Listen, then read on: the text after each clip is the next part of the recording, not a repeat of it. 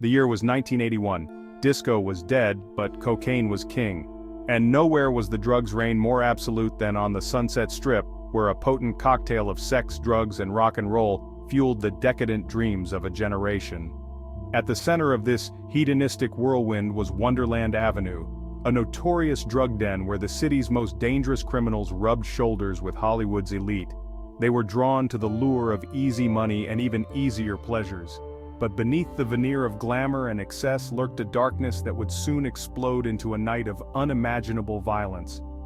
The heart of this den of iniquity was a modest ranch house, home to a band of small-time drug dealers known as the Wonderland Gang. Led by the volatile Ronald Launius, the gang included his wife, Susan, and a motley crew of addicts and outcasts. Their days were spent in a drug-induced haze. They peddled their wares to a growing clientele of desperate souls, but their nights were reserved for even darker pursuits. Fueled by paranoia and greed, the gang's activities grew increasingly reckless. They drew the attention of both law enforcement and the city's most ruthless criminals. Among those who frequented the Wonderland house was John Holmes. He was a rising star in the world of adult films. Holmes, with his chiseled good looks and legendary sexual prowess, seemed to have it all.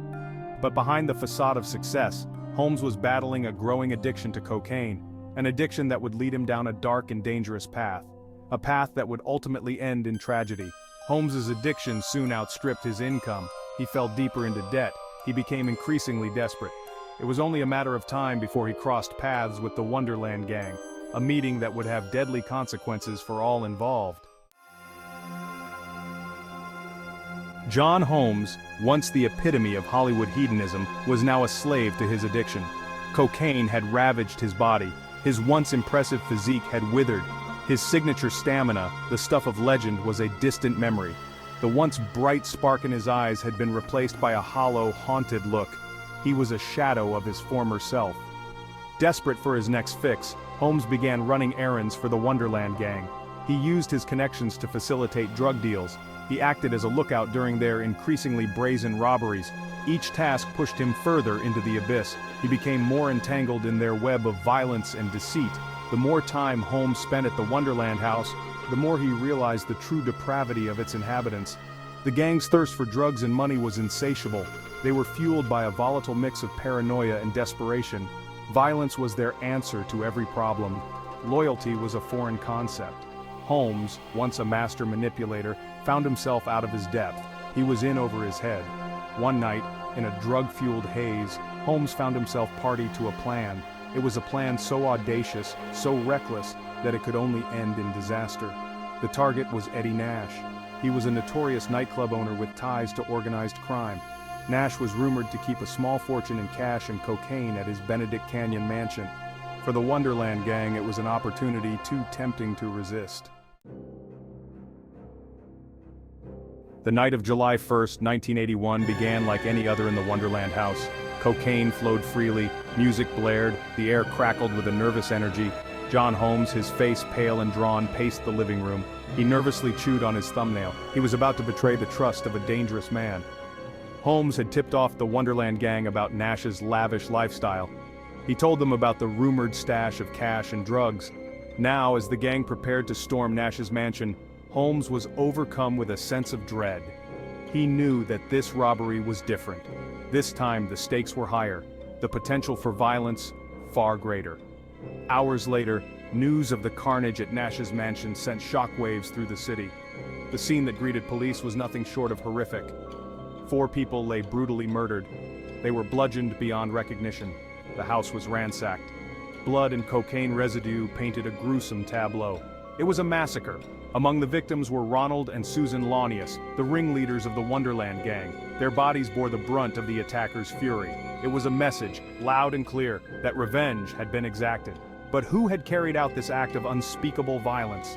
And what role, if any, had John Holmes played in the events that led to the massacre? The investigation into the Wonderland murders quickly focused on John Holmes. His connection to the victims, his history of drug use, and his reputation as a smooth talker made him a prime suspect. When police brought Holmes in for questioning, he was evasive. He contradicted himself. He claimed to know nothing about the murders, but the detectives could sense he was hiding something. Under intense scrutiny, Holmes cracked. He told a story that implicated himself and a cast of unsavory characters in the events leading up to the massacre. He admitted to his role in the robbery of Eddie Nash. He pointed the finger at Nash as the mastermind behind the murders. It was a desperate attempt to save himself. Holmes agreed to testify against Nash in exchange for immunity. It was a risky move. Nash was a powerful man with a long reach, but Holmes, facing a potential life sentence, felt he had no other choice. He had made a deal with the devil. The trial of Eddie Nash was a media sensation. The courtroom was packed with reporters, curious onlookers, and those seeking a glimpse into the city's dark underbelly. John Holmes, once a symbol of Hollywood glamour, was now a broken man. He was a shell of his former self. He took the stand, his voice barely a whisper. He recounted the events leading up to the massacre. He painted a picture of Nash as a ruthless criminal, a man capable of unspeakable violence. Despite Holmes's testimony, doubts lingered. His account of the night of the murders was riddled with inconsistencies. His memory, clouded by drug use, seemed suspiciously selective. Many believed he was protecting someone, perhaps even himself. Adding fuel to the fire were the whispers, the rumors that circulated through the city's underbelly. Some whispered that Holmes had played a more active role in the murders than he was letting on, that he had been the one who wielded the murder weapon, that he had betrayed the Wonderland Gang in the most brutal way imaginable. These rumors were fueled by the fact that Holmes, despite his cooperation, seemed haunted by the events of that night. His drug use escalated, he became increasingly withdrawn. He was a man consumed by guilt. The jury in Eddie Nash's trial was hopelessly deadlocked. A mistrial was declared, Nash walked free. John Holmes, his immunity deal intact, was released. But while he may have escaped legal justice, he could not escape the court of public opinion. The Wonderland Murders remain one of Hollywood's most enduring mysteries. The brutality of the crime, the cast of characters involved, and the unanswered questions continue to fascinate and horrify.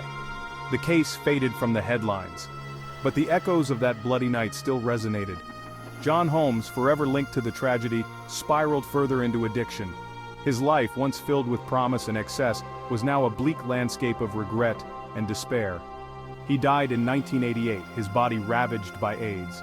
He took with him to the grave whatever secrets he still held about that fateful night in Wonderland. The Wonderland house, once a den of iniquity, was demolished. A new home stands in its place, but the ghosts of the past linger. They serve as a chilling reminder of the darkness that can lurk beneath the surface of even the most glamorous city. The Wonderland Murders are a cautionary tale. It's a story about the seductive power of fame and the destructive nature of addiction. It's a reminder that some sins can never be washed away, some secrets never buried deep enough, the cries of the victims forever echoing in the city of angels.